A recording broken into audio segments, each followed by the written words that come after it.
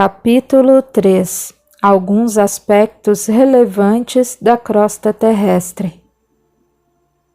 Por uma questão didática, não há que se denominar umbral a crosta terrestre, onde vagam muitos espíritos sem merecimento para atingir uma cidade espiritual por um determinado tempo, mas sem toda a culpa que os conduziria diretamente às zonas umbralinas. São espíritos desequilibrados pelo desencarne, por vezes advindos de acidentes inesperados, doenças fulminantes e outros eventos provocadores do desenlace rápido. Rodam pela crosta até perceberem o atual estado e, com isso, conseguirem estabelecer contato com mentores amigos, que os encaminham para cidades espirituais ou postos de socorro. Exemplos não faltam de desencarnados apegados à matéria, que não se permitem libertar-se e seguir adiante. O estágio referente à andança pelo plano material é permitido para que possam auferir consciência de seu equívoco de modo natural. Os espíritos ignorantes e agressivos são afastados para as zonas umbralinas conforme o grau de involução. Os lugares de maior frequência de desencarnados vagantes, solitários ou em grupos, são os cemitérios, velórios, crematórios e morgues de hospitais. Não é à toa que muitos acreditam serem esses locais mal assombrados. Na realidade, se o termo quer dizer ocupado por um desencarnado, nada mais correto. O desespero cultivado pelos encarnados que se despedem de seus familiares e amigos é um combustível de imensa capacidade de agremiação, chamando todos os que não têm fé na vida eterna para aquele lugar. Os médiuns, concentrando-se nesses locais, ficariam transtornados, tamanha a abordagem dos desencarnados. Aliás, a simples presença de pessoas com mediunidade desenvolvida ou não, permite os efeitos físicos, como sons, mobilidade de coisas, ranger de portas e tantos outros efeitos desenvolvidos pelos desencarnados, denominados fantasmas em escritos materialistas. Então, durante um velório, por exemplo, pode haver um médium a permitir algum efeito físico, nem sempre notado pelos presentes. O que se deve fazer nesses lugares? Em primeiro lugar, evitar o desespero, que é alimento para os aflitos desencarnados. Em segundo, orar e pedir aos mentores que venham conduzir quem precisa. Em terceiro, orar por quem desencarnou. Nada mais. Não se deve perder o controle emocional, pois a saudade que fica não é razão para histerias ou gritarias impulsivas.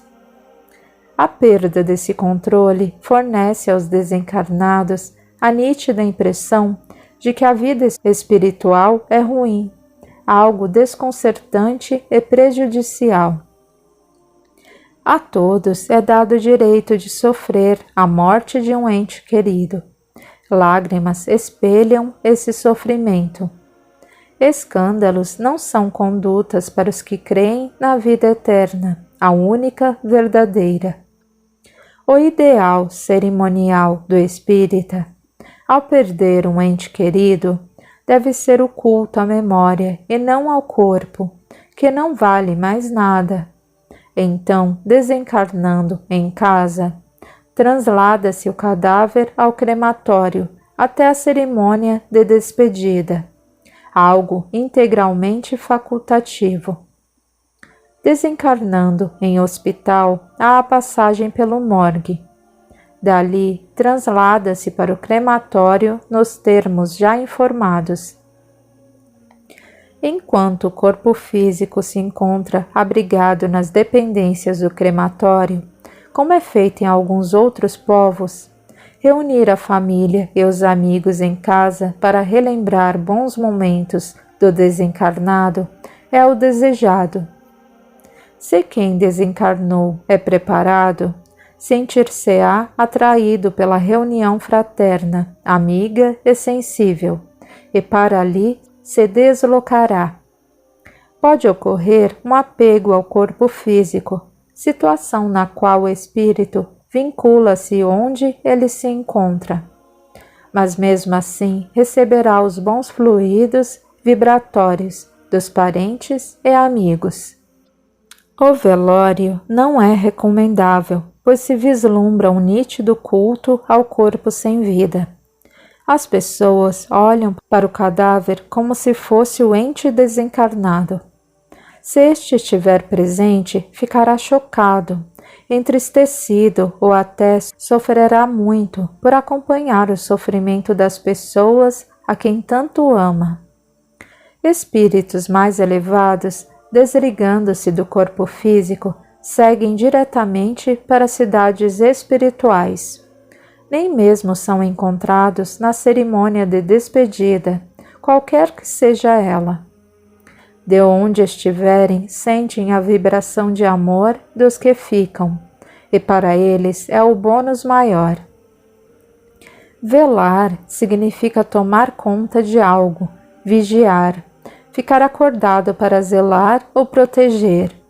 Indaga-se, tomar conta de quê? De um corpo sem vida? Os povos variavam bastante a forma de cultuar os mortos. Alguns, mesmo antigos, acertavam mais do que as civilizações do presente.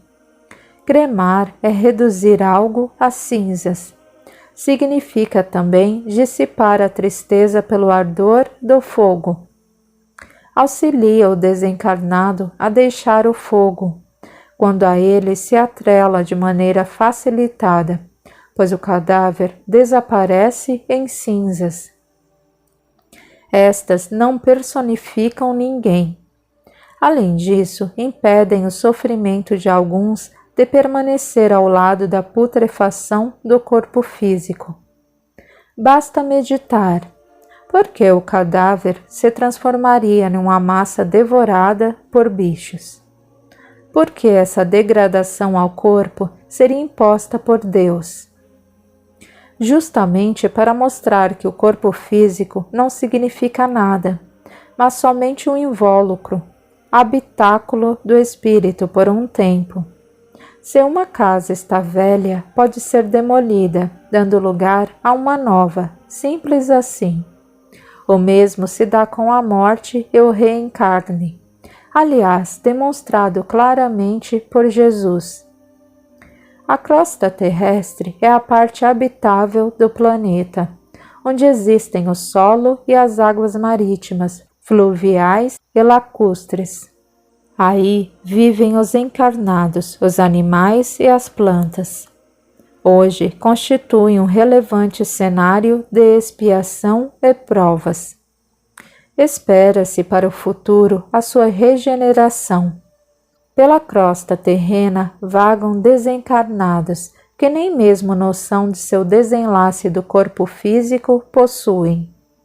Não são maus, nem nefastos ou perigosos, porém podem influenciar encarnados para o mal por ignorância. Há milhares deles zanzando pela crosta, considerando-se uma visão espectral, algo comum a médiuns videntes. Os desencarnados fariam parte de um mundo de zumbis. Por ser a faixa onde ocorrem as reencarnações, a vibração da crosta terrestre tende a ser neutra, a fim de viabilizar com justiça a existência material.